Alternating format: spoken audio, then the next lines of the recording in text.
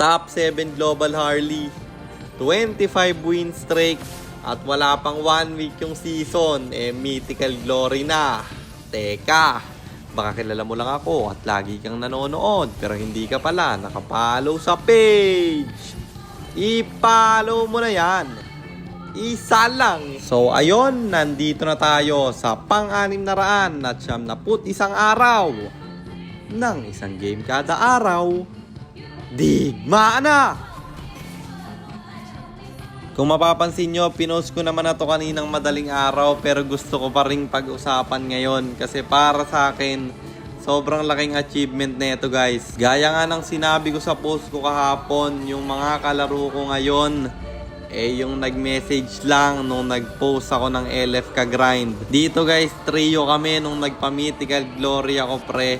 Ang kasama ko, yung magkapatid na XP Lane at Roamer. Sa mga hindi nakapanood nung post ko na to, yung Roamer yung nag-message sa akin guys at kapatid niya yung XP Lane. Sobrang solid nun no, magkapatid kayong palo. At hindi lang palo guys, sobrang palo talaga nila. Kitang kita mo sa galawan kung nanood ka sa live. Guys, lahat ng laro ko nung pinamythical glory ko yung account na yon, naka-live yon. At ba't nagtataka kayo kung bakit magkaiba yung gamit kong account sa pagpapatop global Harley ko at dito sa 1 game per day? Kasi guys, hindi pwedeng magsama yon at main account yung ginagamit ko dito sa 1 game per day para hindi rin maghalo-halo yung matches bro.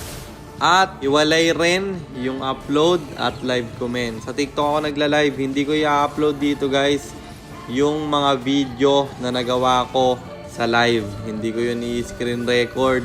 Kung gusto nyong mapanood yung bakbakan, sa TikTok kayo manood man. Mag-follow kayo sa TikTok account ko. Kapitan Jer lang din yon. Kung ang goal ko dito, mag 100 win streak sa 1 game per day. Ang goal ko naman doon guys, mag top 1 global. At kung sakaling magpapadagdag yung client ko hanggang 1k stars, magpapa 1k stars tayo. On live lahat bro. Para sa mga nakapanood kanina sa live ko, pasensya na kung medyo natitilt ako kasi ganun talaga ako guys sobrang competitive ko. Lalo na kapag may nag-i-stream snipe, natitilt talaga ako ng sobra kasi pandaraya yun Ewan ko ba sa mga tao bakit ni-normalize nila yung pandaraya. Kapag nagagalit ako kapag ini-stream snipe ako, nagagalit pa yung mga viewers sa akin na wag daw ako mag-live kung ayaw ko ma-stream snipe. Nino-normalize nyo kasi yung pandaraya Yung pag-i-stream snipe nyo tol, para kayong nakamapak. Isipin nyo na lang, mananalo kayo sa ganun.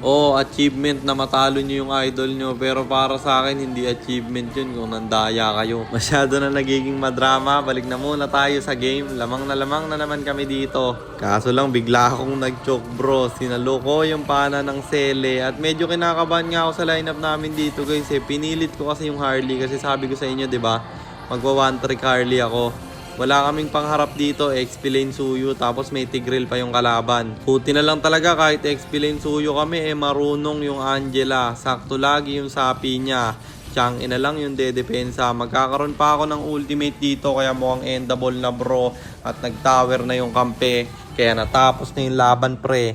At panalo na naman tayo, and ang standing na natin ay 583 108, 583 wins and 108 losses. At yun lang, sana meron kayo natutunan sa content natin na to. Kung meron man, paka-share lang, then after nyo i-share, mag-comment na lang kayo ng pa-shoutout para ma-shoutout ko kayo sa mga next nating content. At i-comment nyo na rin ang inyong mga katanungan kasi baka malay mo sa next nating content, comment mo naman ang mapili ko. At para naman sa mga gustong magpa-pilot ng ML account, mag-PM lang kayo, nagre-reply ako. At syempre, may bayad yun. Kahit hanggang anong rank, pwede nyo ipapilot. Kahit anong hero, pwede nyo ipaspam basta may additional payment pag magpapaspam kayo ng hero.